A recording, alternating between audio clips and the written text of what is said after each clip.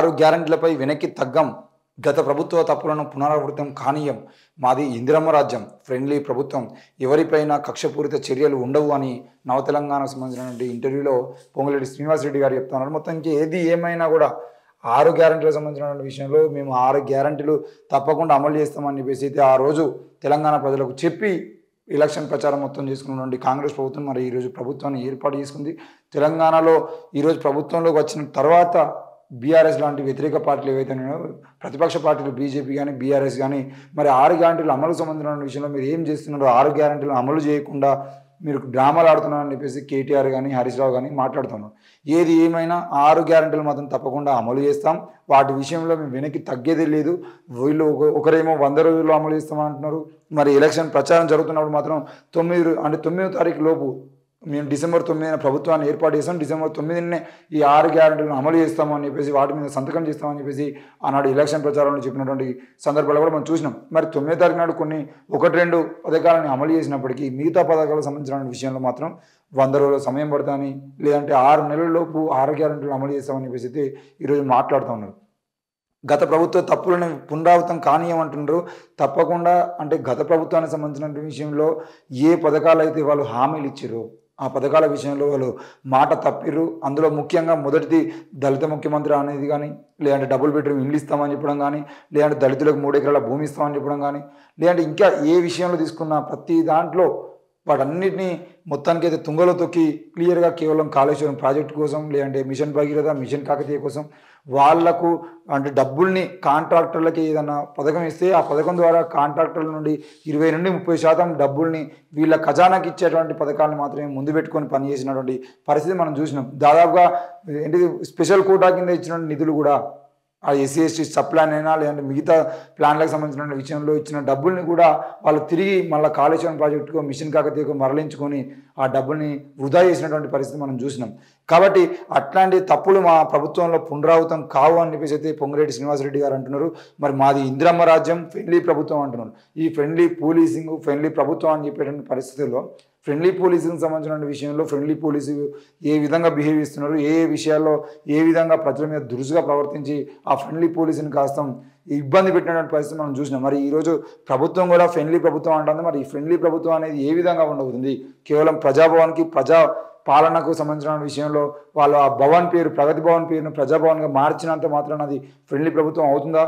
మరి రేపటి రోజున ఆ ప్రభుత్వం ముందు తీసుకొచ్చేటువంటి ఎన్నో సమస్యల విషయంలో ప్రజాభవన్కి వస్తున్నటువంటి సమస్యలతో పాటు ప్రజాభవన్కి వస్తున్నటువంటి ఎంతోమందికి ఊరట ప్రజాభవన్లో జరుగుతుందా, లేదంటే ఆ పాలన అనేది కింది నియోజకవర్గ స్థాయిలో ఎమ్మెల్యేలు, ఎంపీలుగా ఉన్నటువంటి వాళ్ళు కానీ, లేదంటే మంత్రులుగా ఉన్నటువంటి వాళ్ళు కానీ వీళ్ళందరూ ఆ నియోజకవర్గ స్థాయిలోనే వాటికి సమస్యలు చూపించే విధంగా ఈ ప్రభుత్వం ఉంటుందా?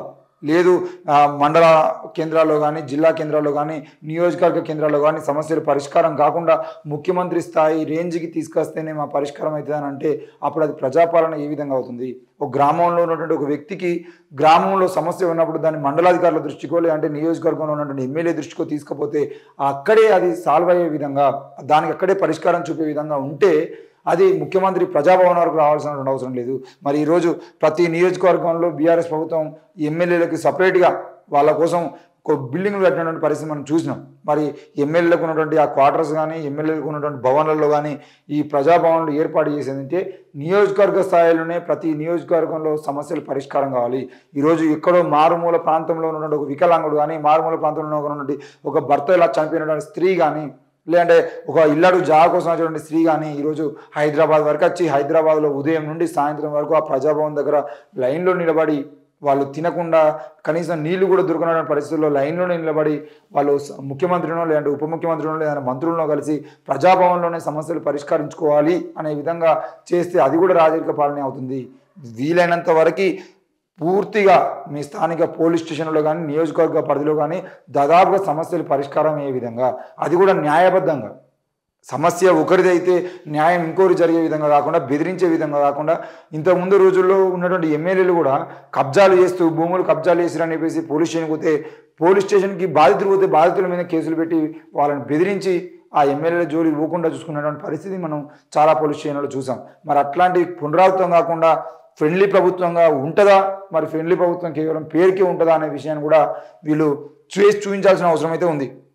ఎవరిపైన కక్షపూరిత చర్యలు ఉండవు నవ తెలంగాణతో పొంగులి శ్రీనివాస్ అంటే ఎవరిపైన కక్షపూరిత చర్యలు ఉండవు అని అంటే మీరు ఏం చెప్పదలుచుకున్నారు? కేవలం పూర్తిగా బీఆర్ఎస్ పార్టీ మీద మేము కక్షపూరితంగా ఉండము మళ్ళీ కలిసిపోతామని చెప్తున్నారా?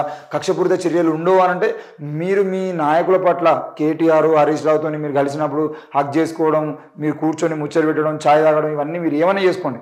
కానీ ప్రజలకు సంబంధించిన విషయంలో దాదాపు 9.5 సంవత్సరాల పాటుగా వాళ్ళు అరాచకాలు చేసిరు, వాళ్ళు రాజరిక పాలన చేసిరు, ప్రజాస్వామ్యాన్ని కూనీ చేసిరు అని చెప్పేసి మాట్లాడినటువంటి మీరు మరి ఆ అన్యాయాల విషయంలో ఏ విధంగా ముందుకు పోయేటువంటి పరిస్థితి ఉంటుంది?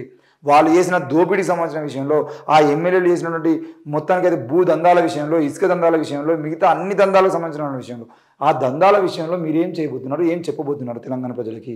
అది కూడా చూపించాల్సిన అవసరం ఉంది. ఇసుక దందా పేరుతో ఈరోజు నేరేళ్ల ఘటనకు సంబంధించిన విషయంలో ఎంతో మంది మీద ఆడ రౌడీ షీట్లు ఓపెన్ చేసిన పరిస్థితి కానీ, లేదంటే నేరేళ్ల సంఘటనలో చనిపోయినటువంటి వాళ్ళకు కానీ, ఆ బాధితులకు కానీ మీరు ఇచ్చేటువంటి హామీ ఏంది? మేము వాళ్ళతో కుమ్మక్కైపోయి ఆ నేరేళ్ల బాధితుల్ని వదిలేస్తామని చెప్తే కుదిరే కదా. ఈరోజు ఎంతోమంది తెలంగాణలో ఎంతోమంది బాధితులు బీఆర్ఎస్ ప్రభుత్వం వల్ల తయారయ్యారు. ఆ ధరణి పోర్టల్ కానీ, లేదంటే భూ దందాలకు సంబంధించిన విషయంలో కానీ ఎమ్మెల్యేల బాధితులు ఎంతమంది ఉన్నారు, స్థానిక ప్రజాప్రతినిధుల బాధితులు ఎంతమంది ఉన్నారు, వాళ్ళందరికీ న్యాయం చేసే విధంగా మీరు కక్షపూరిత చర్యలు ఉంటాయా ఉండే ఆ విషయం పక్కన పెడితే ఈ బాధితులకు న్యాయం చేయాల్సిన బాధ్యత కాంగ్రెస్ ప్రభుత్వం మీద అయితే ఉన్నది.